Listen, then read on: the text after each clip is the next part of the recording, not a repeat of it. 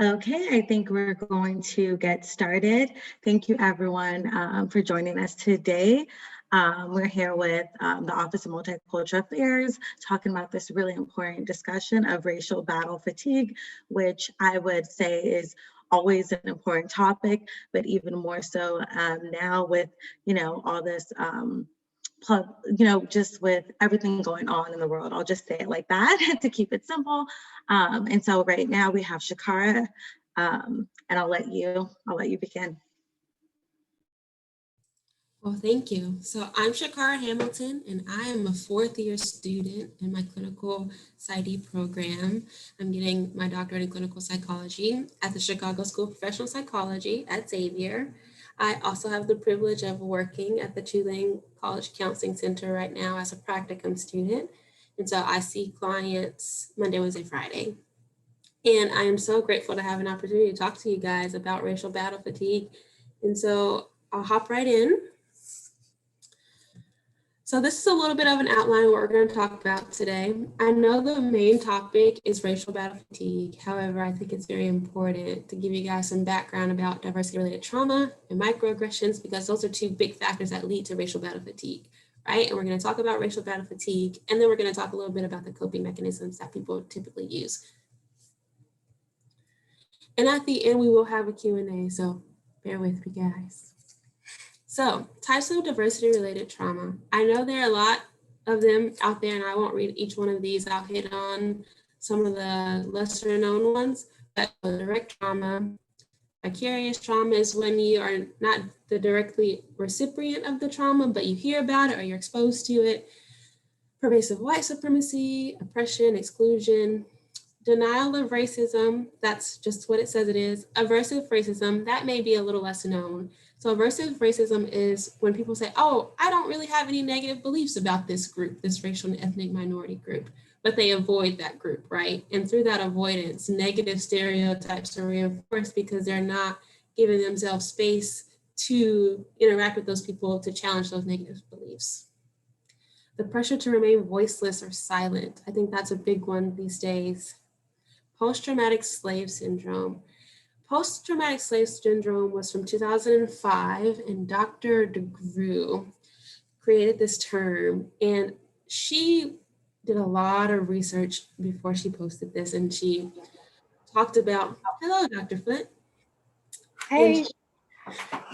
Post-traumatic slave syndrome talks about the impact of multi-generational trauma that Black and African-American people face at the hands of police brutality and the deaths of African-American Black people by white citizens. And the result of post-traumatic slave syndrome, it looks PTSD-like. You have vigilance, the way you feel about yourself and evaluate yourself can change, your behavior can change, patterns of avoidance, fatigue. And I want to highlight that Dr. DeGruy was not trying to pathologize people when she created this phrase.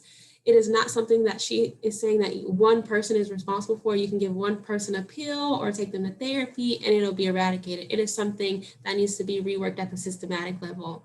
And I think that was really important to distinguish, because I did say it has PTSD-like symptom, which is in the DSM-5. This is not in the DSM, doesn't make it any less valid, but it's not something to be used to pathologize people.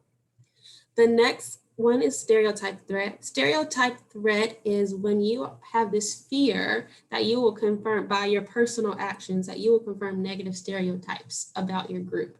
So in 1995, give or take 1 year, Arison and Steele did this experiment where they gave children standardized tests, right? Two groups, had a group of white children and a group of Black children. And they gave them the standardized test. Before they gave them the test though, they said, wow, think about how your race normally does on standardized testing. Gave the kiddos the test, got the results back. Did the experiment again and did not emphasize race this time. Gave the white children the standardized test, exact same test. Gave the Black children the same test, exact same test, got the results back.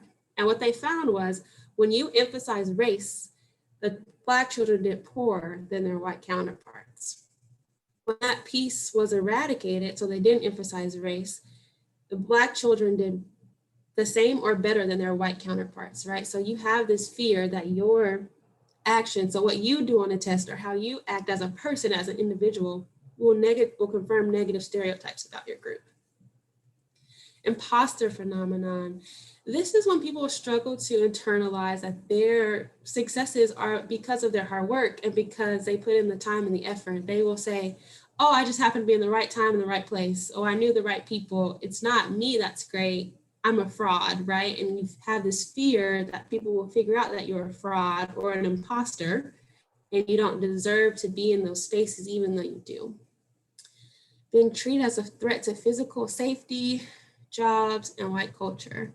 I remember talking to Dr. Flint in passing because she also works at the counseling center, and she pointed out that there is this, that people feel really threatened when we talk about Black people. And she said, and don't let me speak for you, Dr. Flint, but I just wanted to give you your credit. She said something to me that about, being uncomfortable is very different from being unsafe. And very often Black people are treated as a threat to people's physical safety and jobs. But I also wanted to highlight that even by just existing, people can often feel like Black people are a threat to white culture, right? Their way of living. And the next one is being other-sized. So what this means is we assume in society, we assume that white, able-bodied, cisgender men, that's the norm, right? So if you're anything outside of that, you're other. You are a part of this minority group if you're anything outside of that. So that devalues us, right? So the next one is devaluation of cultural principles. We are very often, Black people are very often encouraged to conform, right, to the value of mainstream society and the cultural principles, and it devalues other ways of life. And the next one is cultural appropriation. So this has kind of been a buzzword since the pandemic started. People are learning a lot more about it, and I'm very happy about that. And I won't spend too much time on it, but it's basically taking a part of a culture that is not yours and using it in a way that doesn't represent, give credit to, respect, or properly honor the way that that element was intended in that culture, right? And it also takes away the beauty in that piece of that culture. Legal racism, racial profiling, mass incarceration. I think we have talked very deeply about that across the pandemic. Healthcare disparities has also been very highlighted in the pandemic. Intercultural prejudice includes colorism, body image ideals that you have to look a certain way to be considered fit or to be considered beautiful, and your sexual and gender identity. Institutionalized racism is that racism is interwoven into the fabrics of our society. That is just what it is as a part of each institution that is erected in our society. Internalized racism is the racism that has been peddled to us that we believe about ourselves and our communities. And then transmitted traumatic stressors, so epigenetics. All right. And you want to talk about epigenetics with folks, Shakara?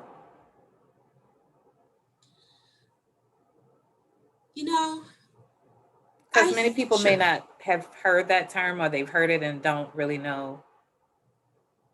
Sure. So if you haven't heard of epigenetics before, it is the cultural transmission of trauma, right? And it can change the way DNA is expressed. So epigenetics is the study of gene expression that doesn't involve changes to the underlying DNA, right? But it is a change in the phenotype. So it's a change in the phenotype, how it's expressed without a change in the genotype, if I'm remembering off the top of my head correctly. So even though the genotype doesn't change, the gene in and of itself doesn't change, the way that it's presented, the phenotype, does change, which then changes how our cells even read the gene. And so I think a good example is if your great-grandmother had this trauma and it impacted her genes, right? It recoded them in a specific way. So to protect her children and her children's children and her children's children, her body was like, whoa, we need to avoid that. That was too much for us. That was not good. So now your grandmother now has this understanding or this fear of something, but she didn't directly experience it. It got passed down from her mother to try to protect her, right? And then your grandmother is going to pass it down to her mama. Her mama may not really understand it as well as her your grandmother did, because she's twice removed from it. However, she knows that, wow, I have this drive to avoid the situation, avoid this setting. And that's because your great grandmother went through it and is like, I need to protect my children and the people that come after me. Did you want to add something to that, Dr. Flint? Yeah, other than to say that it was originally assumed that epigenetics kind of covered this kind of passing on of stress, and is related to a lot of how we hold stress in our bodies. But it is not the kind of catch-all that that most people think that it is, because one thing that doesn't get considered is how our environment also shapes our genetic makeup, and how environment also shapes how we handle stress in our bodies. So that is clearly very an important part of it, but it is not the kind of, it's not the target because of what we know about how environment shapes our genetic makeup. So, but I think it is important here to see and to be considered as a part of this diversity. So yeah, thank you for allowing me to say a little bit about that, Shakara. Absolutely. And I wanted to point out this picture because I intentionally chose it, right? So this picture it's on my left. So I'm hoping it's on everyone's left. So on the left side of this slide, and this is a picture that's called Death by 1,000 Arrows. And I chose this because you could get shot in the heart by any of these diversity-related trauma events, direct trauma, vicarious trauma, cultural appropriation, any of that, right? So imagine what it's like for BIPOC people to experience all of these on a semi-regular basis, if not a daily basis, right? It is like death by 1,000 arrows. Just when you feel like you're healing from one thing, here come 20 more arrows, and you're constantly dealing with this battle for your life. All right, microaggression. So I put micro in quotes because I feel like microaggressions is a misnomer, right? Because micro means something is small, it may not have a big impact, but microaggressions can have a huge, huge impact on all the essences of all the aspects of our being, right? Words have power. And I think the idea that a microaggression is something small that doesn't have a big impact is not correct. So I wanted to make sure that I put micro in quotations, but that is the word, and so we are rocking with it. So a microaggression is a statement or an action or an incident that's regarded as indirect, subtle, or unintentional discrimination, right, against BIPOC people and marginalized racial and ethnic minority groups. And I broke this down into 3 categories that made a lot of sense to me, and they tend to go from a little less obvious, a little more obvious to a little less obvious, all right? So micro assaults are attitudes and beliefs of people who are consciously aware that they are biased. So they know that they have these negative beliefs about a group, right? Micro insults are rude and demeaning communications and behaviors. And the perpetrators of micro insults may or may not be consciously aware of the insult, right? And they often are embedded in what people believe is a compliment. So an example or a few examples will be exoticizing. So you are being chosen because of an assumption that you can do something associated with your race or ethnicity. So assuming all Black people can play basketball or all Black people can braid hair. Being perceived as an entertainer or an athlete, or being seen as deviant, seen as untrustworthy or a criminal, just based on the fact that you are a racial ethnic minority. And my favorite one is symbolic micro insults. And this is my favorite because I think these are some of the most insidious micro insults, right? So symbolic micro insults are when you are seeing photography or videos or any sort of media representation of white people that embody positive characteristics. And you see BIPOC people embodying negative characteristics. One of my favorite exercises to do to showcase this to people is go on Google and type in white people. And in my experience, you get these beautiful LinkedIn headshots, beautiful pictures of families. The lighting is really bright. There's a lot of sunshine and smiling faces. People are frolicking in the park and they have their pets and they look beautiful.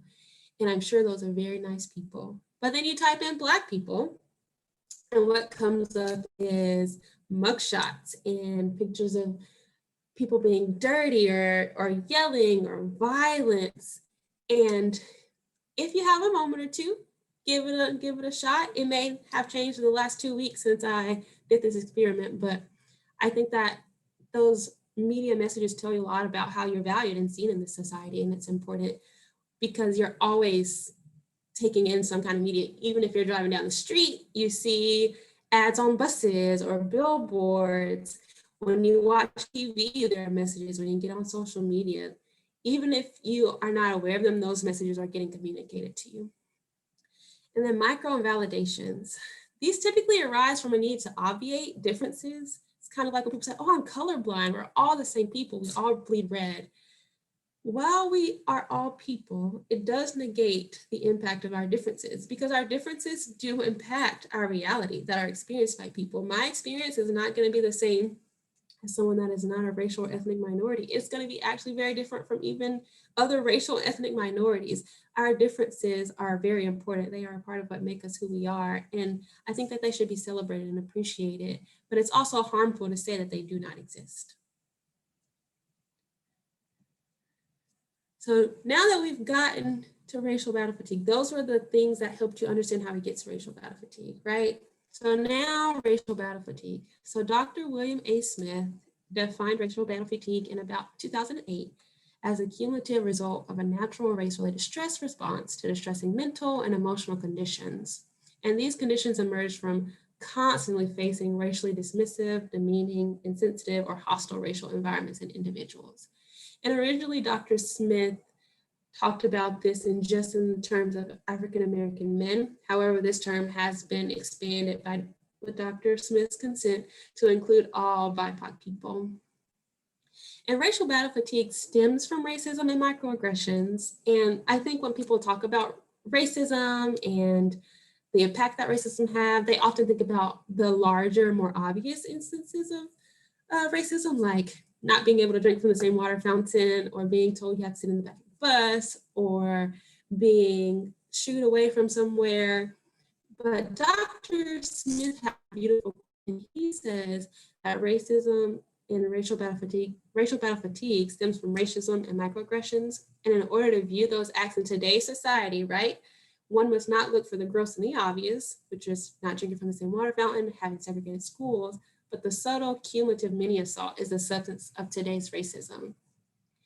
And so I think another prime example would be looking for any reason to discount the value of someone's life, right? When you feel like you have to do respectability politics, which is when you have to be a certain way or act a certain way to be perceived as valuable, that is a microaggression, that is a micro assault. Think about the impact of always having to defend the value of your life to someone without it just being an unconditional inherent value. And I think when people say we're so far removed from racism, I think what they automatically think of is those obvious, bigger instances that are easy to pick out, but they fail to realize that 80% of racism in today's society comes from microaggressions and many insults.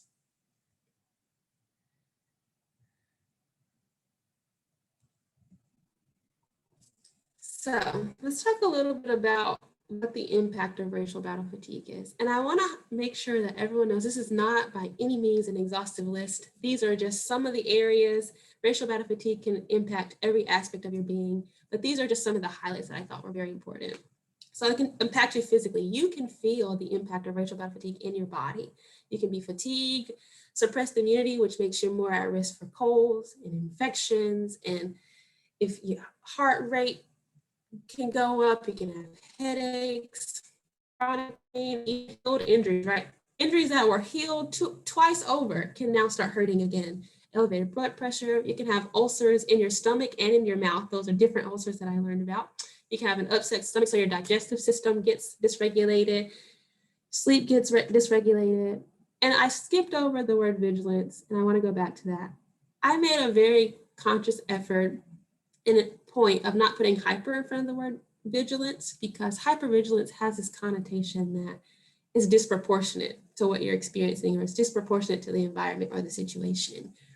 And like Dr. Flint, like I mentioned, Dr. Flint said before, discomfort and safety are two separate, can be associated, but they're two separate things as well. And when you tell someone that they're overreacting or that they are being too sensitive, I think that fails to realize all of the historical trauma that people are carrying with them every day. Even if you don't feel like they were there for it, their ancestors passed that along to them in a way to try to protect them, right? They passed that on, they tried to package that up as a way to instill more strength and knowledge in their children and their children's children. But being mindful that you can be vigilant and being aware of your surroundings and being aware of how to keep yourself safe without it being labeled hypervigilance, which means that it's disproportionate. Mentally, of course, racial battle fatigue can take a toll on you. You can have anxiety, depression, stress, nightmares, avoidance, PTSD-like symptoms, decreased self-esteem and self-confidence. And I think it's important to circle back to the PTSD symptoms, which can look like avoiding triggers that will make you get aroused. I think it's important to realize that racial battle fatigue is something that is not a flaw in the individual or something that can be fixed at the individual level. It is a structural and societal problem that needs to be addressed. And I wanted to make that my point on that very clear. Emotionally, racial battle fatigue can leave you feeling fearful. It can have a lot of sadness, anger, which is justified, helplessness, numbness, irritability. You can even vacillate between all of these emotions. You can have them all at once. And so I put mood swings, but it's not a negative connotation. It can just be a swing from, wow, I was feeling really sad a second ago, and now I'm really angry. And all of those are valid, and all of those can be the effect of racial battle fatigue. Socially, and a softer way of saying that is also emotional lability, right? teamwork. So, yeah, makes the dream work. Yeah, I heard it. So I was like, yeah, because that's what it is. You may have a range of emotions, right? That may not end up being mood, but they're a range of emotions. So thank you. No, thank you. And something that also can come from that is you can have blunted experiences. You could feel absolutely nothing, and that is okay too. Yeah, that's the hypoarousal, right? Socially, you can feel yourself withdraw, or you can isolate yourself, have disconnection, loss of relationships. Your social group can kind of break down if everyone's going through this all at the same time, or if you feel like you're unsupported. All right, so how do people typically cope with racial battle fatigue, right? It's something that has been happening to people in this country for at least 400 years, at least. So let's talk about a little bit of the coping about racial battle fatigue. Very often people engage in what has been termed John Henryism. And I will tell you guys a little bit about the folktale and a little bit about the real man, Mr. John Henry. So John Henryism is a folktale, but the Virginia scholars have discovered that Mr. John Henry was a real man, and he lived in Virginia in about 1866, give or take 1 or 2 years, and he was convicted of theft, and he was sentenced to 10 to 25 years in prison for stealing in 1866, and that's the real Mr. John Henry. In the folklore, though, Mr. John Henry worked on the railroad, and he put the stakes in the ground and hammered the stakes in the ground in the railroad tracks, right? And he was one of the best workers I had ever seen ever in the history of the railroad. And one day, the owners of the railroad company had this machine and said, oh, this machine can do the work of 10 men. We don't need all of you people to do this work. And Mr. John Henry, in the folktale, right, his livelihood, how he was feeding his children and his family, was now threatened. And we know that in the real Mr. John Henry's case, he was convicted and working, and he was not getting paid. But in the folklore, he was getting paid. So he felt like his livelihood was being threatened, and he needed to defend that so he could feed his family. And so he said, I will erase that machine. And if I erase the machine, then we get to keep our jobs, right? If I put more stakes into the ground, then that machine is in the same amount, we keep jobs.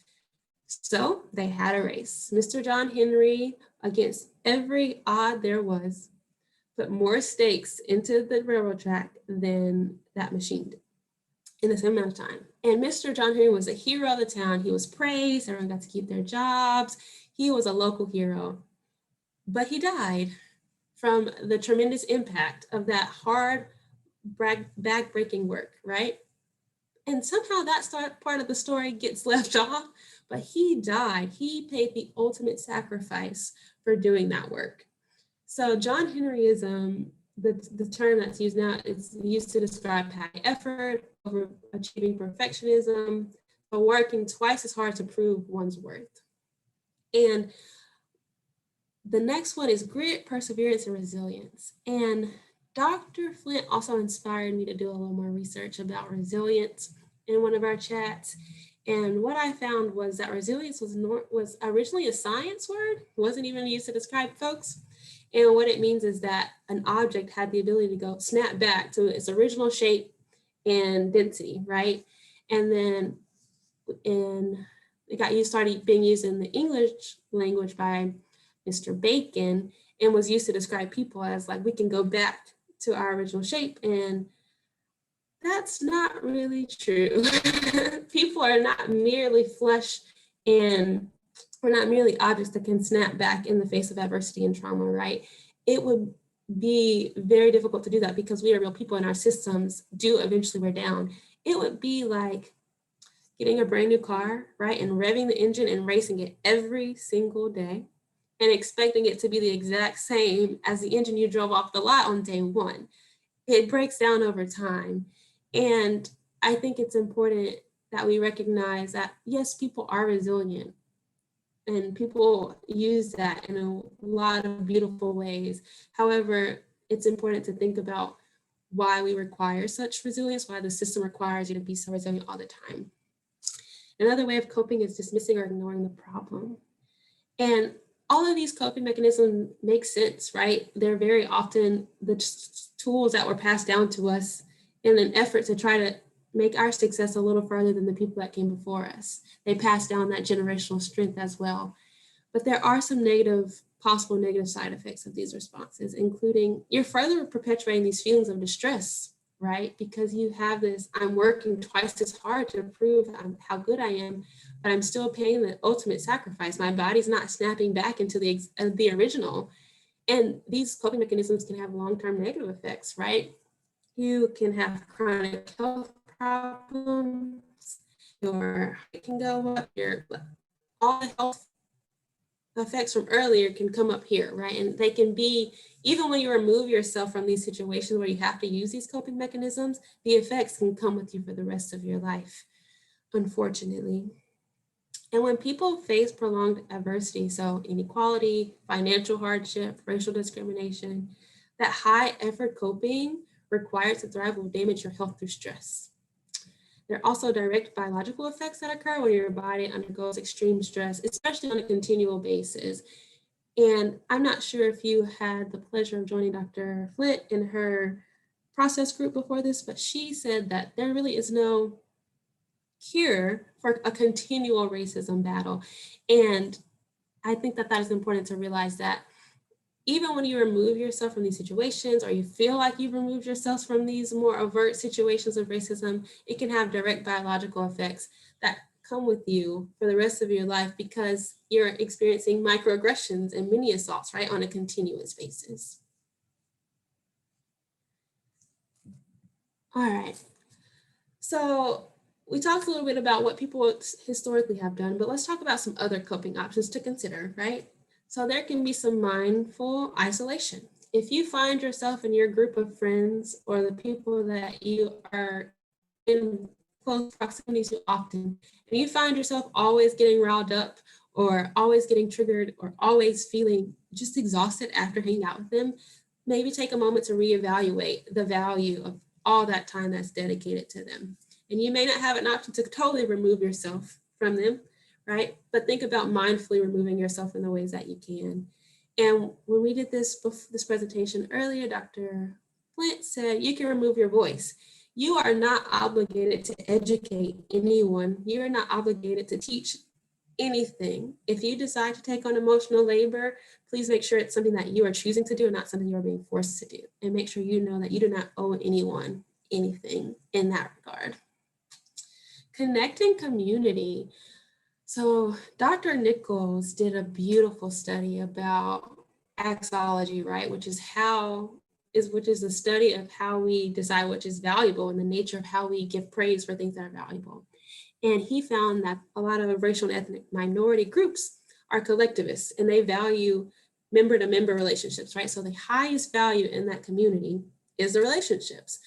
So connect with your community, find people that can offer you understanding and validation and say, wow, I'm feeling that too. Offer people that support in that space. Find people that can give you more than just resources, give you some emotional connection in a relationship that in and of itself is not always healing, but it restores you and gives you, like, I can do this another day because I know I have my sister or my brother or my cousin or my mama, or and fictive kin is definitely included here, right?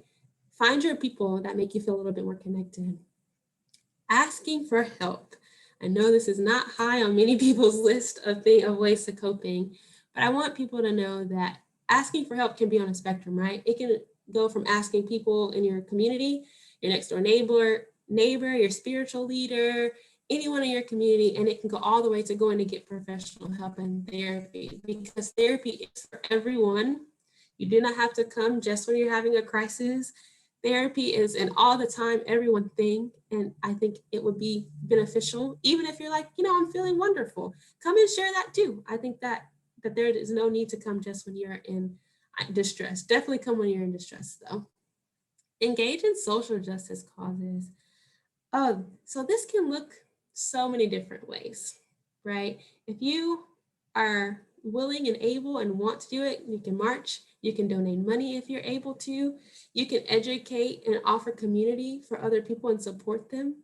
You can do social justice efforts in so many ways. It doesn't have to look just one way, but often using something that you feel is painful, but you can still manage to help other people and prevent it from happening to other people can be really recharging and feel like you have offered yourself some way to use this pain. Not that you should have to, and not that you have to use your pain. It's pain. However, if you feel like I want to do something with this, engaging in social justice causes can be really helpful. Practicing self-care, I think that's also been a hot topic this last couple of years. And I think that is an important one though, right? And self-care can look in so many different ways. And I think it's important to realize that self-care is not so that you're a better partner, a better anything, right? You don't have to do self-care to make you a better partner. It most likely will make you, but it's about your relationship with yourself. And I think when I really learned that self-care was about my relationship with me, it changed the quality of the way that I was able to engage with myself. Dr. Flint? Yes. I wanted to say that there can be no social justice without personal justice. So I want to back you up on that self-care piece.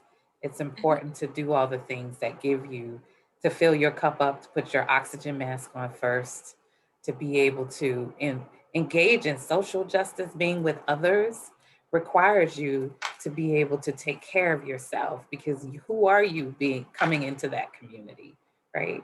So are you a person that is cared for, right? So you can engage with others much better in much deeper ways when you first taking care of yourself. So Shakara, you're absolutely right. Self-care is critical. And that could run the gamut from taking yourself to the doctor regularly, or to the dentist regularly, or getting a mani-pedi, right? Or taking a nap, right? So do some of those things and get your personal justice in order. Absolutely. I think about activism basically as a commitment to a certain group or community. And a part of that commitment to that group, especially if you're a part of that group, is taking care of yourself.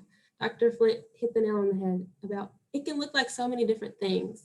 And also, I love a good nap. Okay. So thank you for saying I love a good nap. I try to get that in everywhere that I can. And the last other coping mechanism to consider is attending to your whole essence. I made sure to recognize that I only listed a few areas where racial battle fatigue can impact you, but it can impact every aspect of your being, including your spiritual, physical, mental, emotional, any area of functioning that you can think of, racial battle fatigue can impact it. And I think it's important to take a holistic view of yourself, right? If your physical health is really good, but your mental health isn't doing so great, attend to that mental health. If your emotional health and your social health is kind of not doing so wonderful, but you're good in these other areas, that's great that you have health in those other areas, but consider those areas that you're maybe not doing so well in. And then I absolutely love these quotes. These are two of my favorite quotes, and I think they're very relevant to the topic at hand. So the first one says, caring for myself is not self-indulgence. It is self-preservation, and that is an act of political warfare. And I appreciate Audrey Lorde teaching me this lesson a few years ago. And then the second one says, the ordinary response to atrocities is to banish them from consciousness. Remembering and telling the truth about terrible events are prerequisites both for the restoration of the social order and for the healing of individual victims. We can't heal what we ignore or don't label or toss aside and dismiss.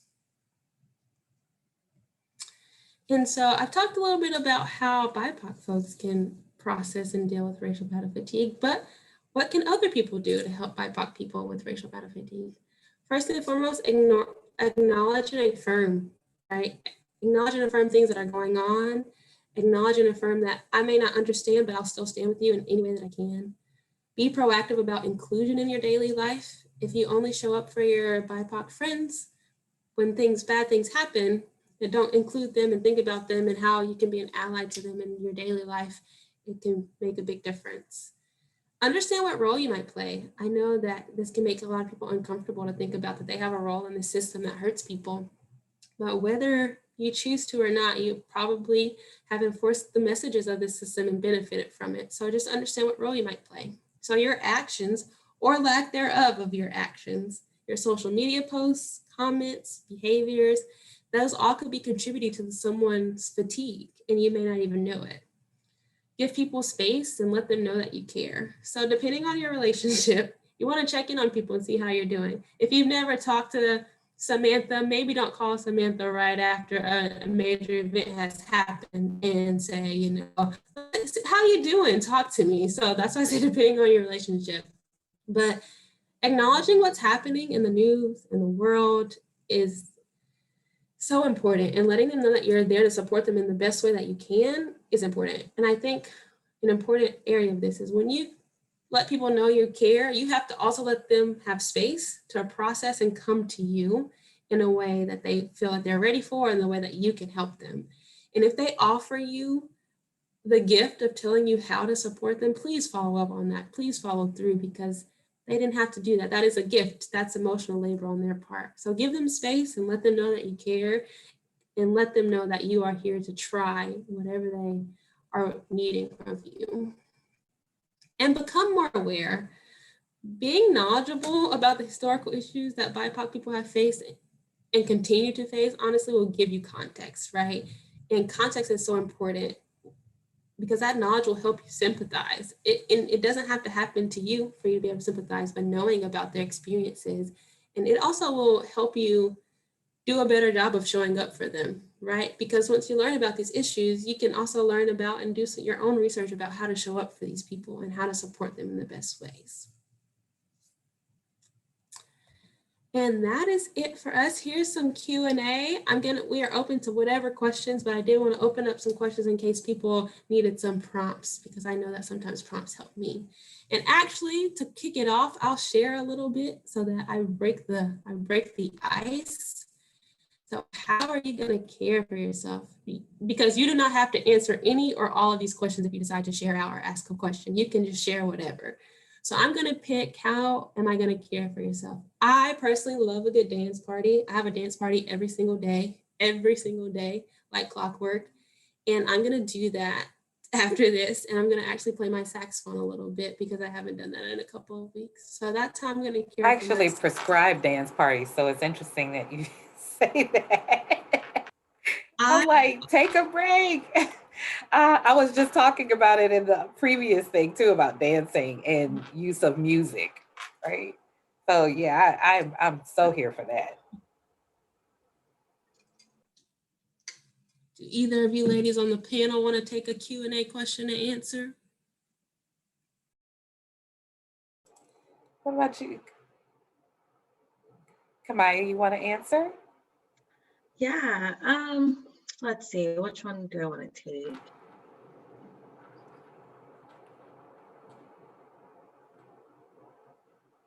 I think one thing I'll take that, like, did you learn anything today? I think just laying it out that there's so many different types of trauma that we experience. And so I think sometimes we think, wow, like, is it just me? Like, am I, putting some emotion or putting something on a situation that maybe shouldn't be there? And so I think it's really important to know that, like, if you're feeling some type of way, your feelings are valid. And so I think that's something that I'm taking with me. Yeah. Yeah, that's anything you take is powerful. Yeah. I'm glad that you got something from that. Yeah. And the fact that you said your feelings are valid, that's very powerful. That's a great affirmation for you too. It is always, your feelings are sacred. Yeah, yeah. So I will say, I think I just said something about it, but are self-care and activism connected? Absolutely. Because like I said, if there's no personal justice, your social justice is going to suffer, right? And it just will, because you need your whole body in it. And in order to have holistic social justice, you have to really consider how you're managing through personal justice, right? And I think we need to say those two in the same sentence, right? Personal justice, personal and social justice, right? So that we are reminded that one precedes the other, right? Because we talk a lot about social justice. It's like the new buzzword. Well, it's not a new buzzword, but it's like everybody uses that as a buzzword. And then everything is kind of an outflow. But, personal justice reminds us about our own bodies that is doing this work, right? And the importance of making sure that it's ready and that it can sustain, right? Okay. Yeah, that's my peanut gallery. Well, thank you both for sharing. I loved that you were saying, Miss Stewart, maybe this is real. Like, you're validating your feelings and saying that, wow, I'm not the only one that's experiencing this. So I'd love to hear that. And also, I love Dr. Flint saying we need to say those two terms in the same sentence, because you're right. Very often we hear about social justice, but don't hear that connection between personal justice. So that was the end of the presentation. Here are my references. Thank you to all those that have done the work before me and allowed me to stand on their shoulders. I wanted to give them their kudos. I appreciate them. And I'm going to stop the share in case folks want to chit chat. All right. So we'll ask the audience whether or not you have any questions. You can use the Q&A at the bottom or use the chat.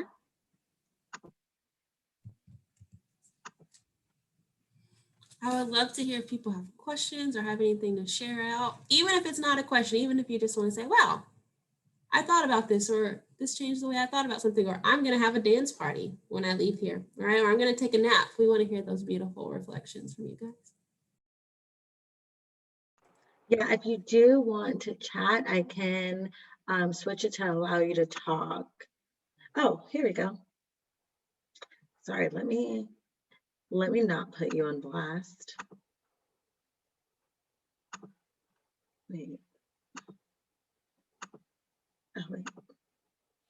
I'm definitely gonna have a dance party when I leave here. Your favorite? What's your favorite kind of music, at least of today? Oh, let me tell you, I am a house music girl. I mean, house music all night long.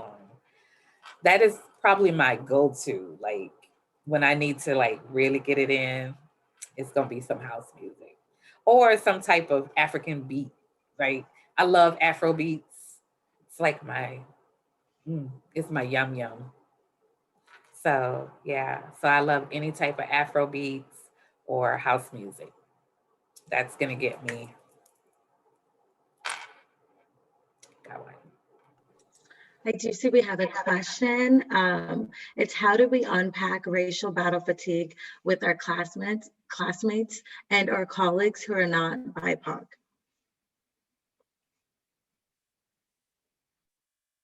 Do you want to chat first, Dr. Flint? Oh, I'm sorry, I forgot to mute myself. Go ahead, you're the presenter.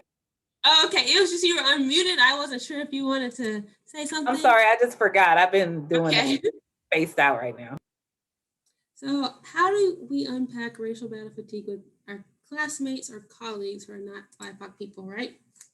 So I think I mentioned that it's important to be mindful of the labor that you're doing, right? So if you want to educate your classmates and your colleagues about racial battle fatigue and your experiences as a BIPOC person, definitely do that, right? Give them some context about this is what is going on for me. This is what's been happening for me. And this is how it impacts me and all these areas that it impacts me in.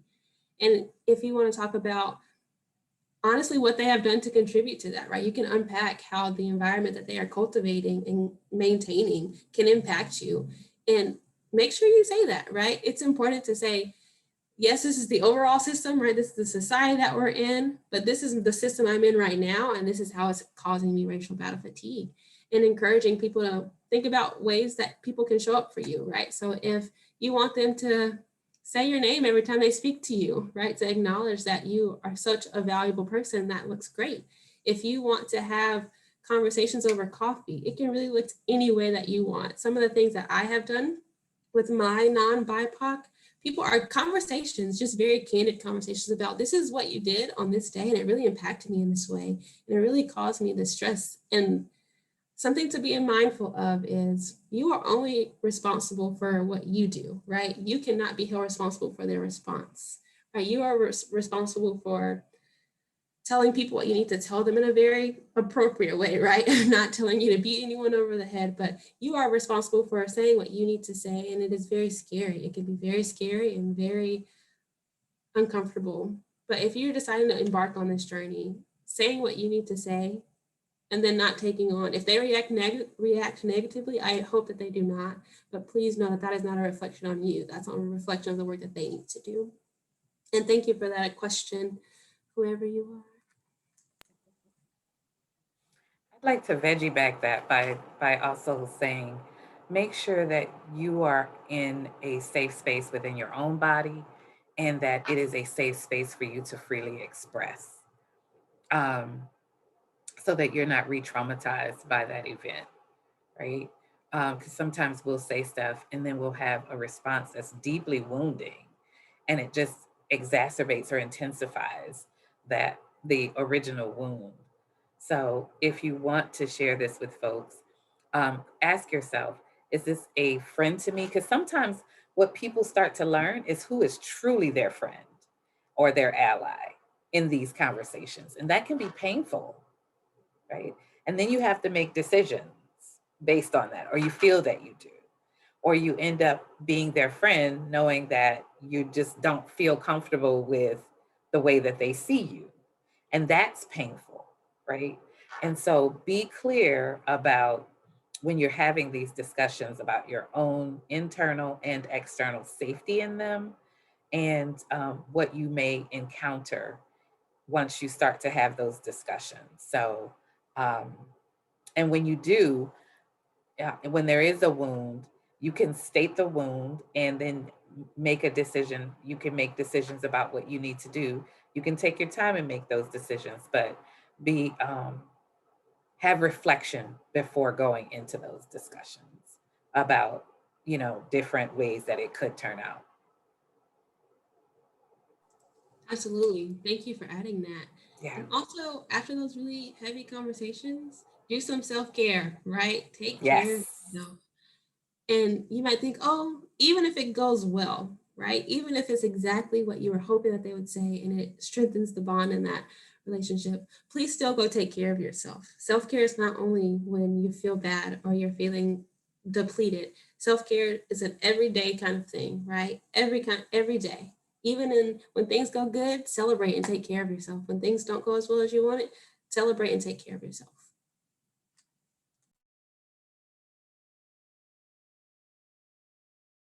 Because sometimes just having the conversation, even if there's a positive outcome, can still be daunting. So honor yourself in it. Really honor yourself in all things. Just like Kamai said, validating. Your feelings are validated, right? Your feelings are valid. That is honoring yourself.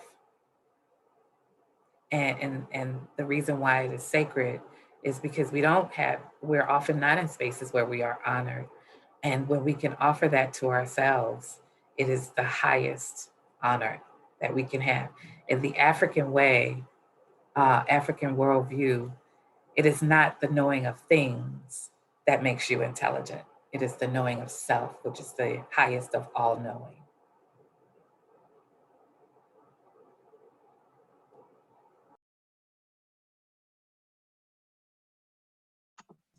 Perfect, thank you. So any last words before we go?